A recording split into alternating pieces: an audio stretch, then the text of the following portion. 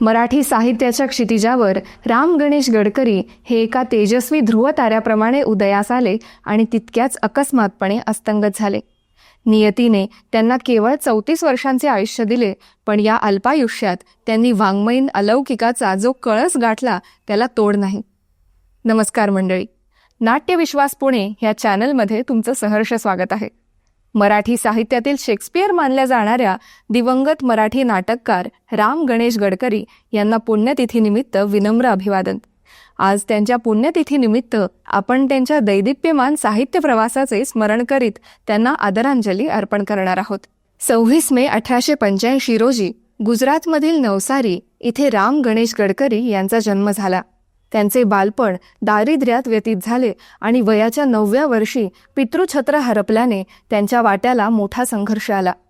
आर्थिक अडचणींमुळे त्यांचे औपचारिक शिक्षण विस्कळीत झाले. त्यांनी वयाच्या 19व्या वर्षी हायस्कूल पूर्ण केले आणि पुण्यातील फर्ग्युसन कॉलेजमध्ये प्रवेश घेतला. परंतु गणिताच्या परीक्षेत अनुत्तीर्ण झाल्याने त्यांची शैक्षणिक कारकीर्द पहिल्याच वर्षात थांबली. विशेष म्हणजे वयाच्या 9 वर्षांपर्यंत त्यांना मराठी बोलता येत नव्हतं. मात्र ही मर्यादा त्यांनी आपल्या तीव्र वाचन आणि अभ्यासाने दूर केली. त्यांनी मराठी, संस्कृत आणि इंग्रजी साहित्याचा सखोल अभ्यास केला. संस्कृत नाटककार कालिदास, भवभूती तसेच इंग्रजीतील विल्यम शेक्सपियर, पर्सी शेली यांसारख्या दिग्गजांचे साहित्य त्यांनी आत्मसात केले. औपचारिक शिक्षण सोडल्यानंतर त्यांनी अध्यापनाचे काम स्वीकारले, पण त्यांच्या मनाचा ओढा केवळ साहित्याकडेच राहिला. या अल्पकाळात गडकरींनी 4 पूर्ण नाटके, 3 अपूर्ण नाटके, 150 कविता आणि विपुल विनोदी लेखन केले. त्यांच्या प्रतिभेला अनेक फाटे फुटले होते, म्हणून त्यांनी कवितेसाठी गोविंदाग्रज, विनोदी लेखनासाठी बाळकराम आणि नाट्यलेखनासाठी स्वतःचे राम गणेश गडकरी हे नाव वापरले. त्यांची सर्व साहित्य संपदा समीक्षकांच्या मते अत्यंत उच्च दर्जाची आहे. त्यांच्या काव्यरचना वाघवैजयंती आणि पिंपळपान या कविता संग्रहातून प्रकाशित झाल्या. त्यांच्या कवितेत भावनांचा कल्लोळ, निसर्गाचे भव्य रूप आणि जीवनातील वैषम्ये अत्यंत प्रभावीपणे व्यक्त झाली आहेत. तर बाळकराम या संग्रहातील त्यांचे विनोदी लेखन शुद्ध आणि निर्भेळ आनंद देणारे आहे.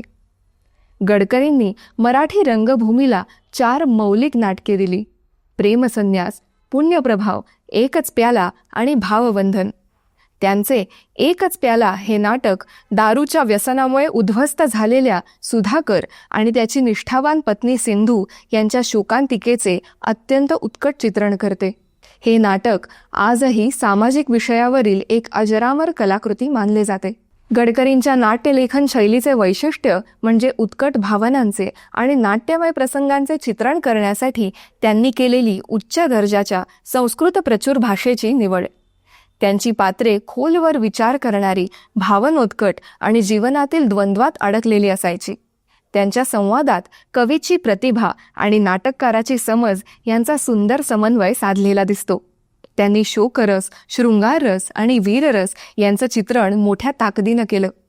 राम गणेश गडकरी यांना मराठीचे शेक्सपियर असं म्हणण्यामागे त्यांच्या नाटकांची सार्वत्रिकता आणि मानवी मनाचे केलेले सूक्ष्म विश्लेषण हे प्रमुख कारण आहे. ज्याप्रमाणे विल्यम शेक्सपियरने मानवी स्वभावातील सर्व छटा म्हणजेच राग, लोभ, प्रेम, द्वेष आणि त्यागाचे उत्कट आणि सार्वकालिक चित्रण केले, त्याचप्रमाणे गडकरींनीही मराठी रंगभूमीवर मानवी मनाचे प्रभावी आणि गहन विश्लेषण केले. विजय तेंडुलकर यांनी तर त्यांना कालिदासानंतरचे कोणत्याही भारतीय भाषेतील महान कवी, नाटककार असे गौरवले आहे. त्यांच्या प्रतिभेची हीच विशालता, पात्रांची निर्मिती, भाषेची समृद्धी आणि शोकांतिकेचे उत्कट चित्रण यामुळे त्यांना मराठीतील अग्रगण्य आणि जागतिक दर्जाचा नाटककार म्हणून ओळखले जाते. अखेरीस नियतीने या प्रतिभावंत कलाकाराला अधिक काळ जगण्याची संधी दिली नाही. 23 जानेवारी 1919 रोजी नागपूरजवळील सावनेर इथे वयाच्या केवळ 34व्या वर्षी त्यांचे अकाली निधन झाले. हा मृत्यू नेमका कशामुळे झाला त्याची अधिक माहिती उपलब्ध नसली तरी अल्पकाळात झालेल्या या महान कलावंताच्या निधनाने मराठी साहित्याचे मोठे नुकसान झाले.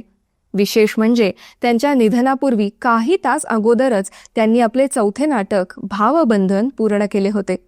त्यांच्या लेखणीतील ऊर्जा आणि साहित्यावरील निष्ठा ही त्यांच्या अखेरच्या श्वासापर्यंत कायम राहिली.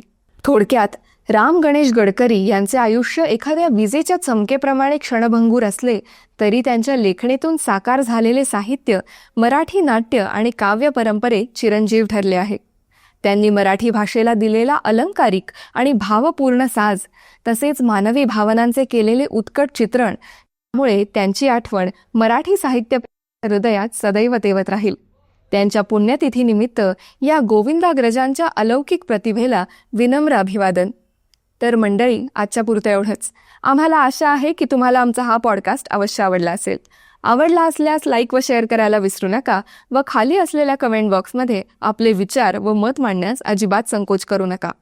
नाट्यविश्वास पुणेच्या पुढील अपडेट जाणून घेण्यासाठी आमच्या चॅनलला सबस्क्राईब करा व बेल आयकॉन प्रेस करायला विसरू नका. धन्यवाद.